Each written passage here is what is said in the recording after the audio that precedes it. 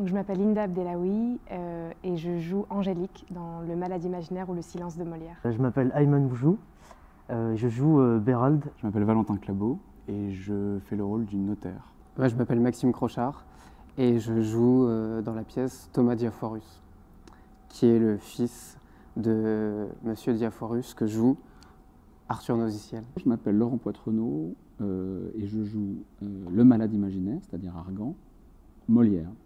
Je m'appelle Arthur Rémy, je suis Cléante. Je m'appelle Raphaël Rousseau et je joue le rôle de Toinette.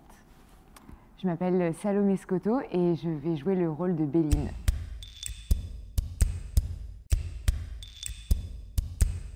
Les costumes. Moi, j'ai le costume du père d'Arthur et Arthur a récupéré le costume qu'il y avait il y a 20 ans.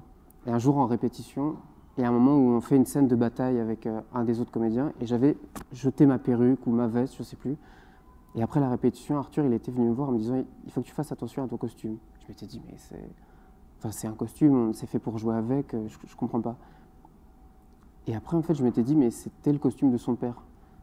Et encore une fois, de cette chose de l'héritage de prendre soin des gens qui étaient là avant, même si on ne les a pas connus, même si on les a pas vus jouer.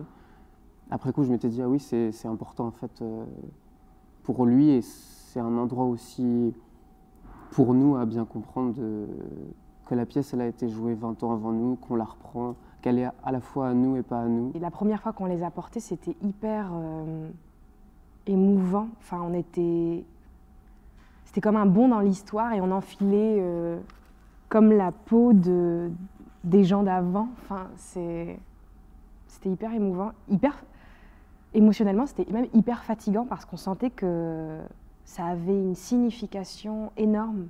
J'aime pas du tout les costumes. C'est pas que j'aime pas, non, c'est très beau, j'aime pas les porter parce que c'est hyper lourd. En fait, avant qu'on joue, il faut qu'on se mette en costume et ça met entre 30 minutes à 1 heure à mettre toutes les étoffes parce qu'il y a un pantalon, il y a une chemise, il y a un jabot, il y a une veste, il y a une jupe, il y a une perruque, il y a des talons, il y a des collants. Et donc c'est des costumes qui sont très lourds à porter, mais en vrai, au-delà de la blague, c'est très beau parce que c'est des costumes qui ont été créés à 25 ans. Et c'est trop beau juste de pouvoir remettre les costumes que des gens ont portés il y a 25 ans. Enfin, en plus de dire un texte qui a 400 ans, on a la chance de porter des costumes qui sont aussi vieux, voire plus vieux que moi. Les costumes participent autant que le langage technique, que la lumière, que le son et que le travail de mise en scène de façon générale. Et c'est vrai que cette pièce repose aussi vraiment sur les costumes, sur comment ils ont été pensés, sur le fait qu'ils ont été portés par d'autres acteurs et d'autres actrices avant nous. Je sais que par exemple le costume de Béline, le rôle que je joue, l'actrice elle est même, on n'a rien retouché. C'est assez dingue. On n'a rien retouché du tout. Du coup, je me suis vraiment glissée dedans. Et en réalité, c'est fou parce qu'après, on a commencé à jouer à Pau, on a fait quelques dates. Et moi, je sais que d'avoir un corset, par exemple, mais j'adore ça. Non, mais de jouer, ça déplace tellement. En fait, notre tenue, vraiment, comme c'est dur, vraiment, parfois on a du mal à respirer, on a chaud, on sue, se déplacer, on a 3 couches sur nous. C'est bien en fait, ça nous met dans une difficulté qui est vraiment intéressante. Tout de suite, dès qu'on a mis le costume, dès qu'on a commencé à prendre ces vieux vêtements qui sont des vêtements faits à la main, très impressionnants, qui nous lestent vraiment, parce qu'on sent vraiment le poids du corps, on sent même quelquefois avec les talons comme une envie de jouer avec un imaginaire du XVIIe siècle, ce qui est très bizarre parce que d'où ça nous vient finalement cette idée-là. Donc on a envie de se laisser porter par une forme de cliché un petit peu de l'époque de Louis XIV. C'est hyper étrange. Alors du coup, évidemment, on joue avec ça, on joue avec ces codes-là, parce qu'il y a aussi des perruques.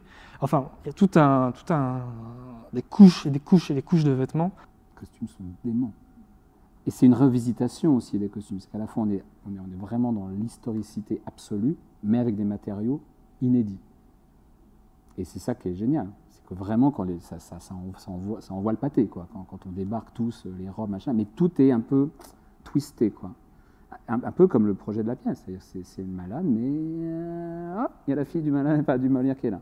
D'abord, moi, quand je les ai retrouvés 25 ans plus tard, surtout, c'est qu'on était tous au oui, j'ai l'impression qu'ils sortaient de... Enfin, qu'ils venaient d'être faits. Alors, il fallait juste un peu les repulper, comme disait notre costumière. Mais... Et puis vraiment, c'est un travail d'une finesse, c'est inouï. C'est comme moi, c'est du Christian Dior pour moi. C'est vraiment c'est de ce niveau-là, quoi. Et la preuve, c'est qu'ils aient 25 ans plus tard qu'ils aient cette même tenue. C'est que c'était des grands qui ont fait ça. Et je crois que pour Laurent et Arthur, il y avait quelque chose de très perturbant, quoi, à voir les petits bébés rentrer dans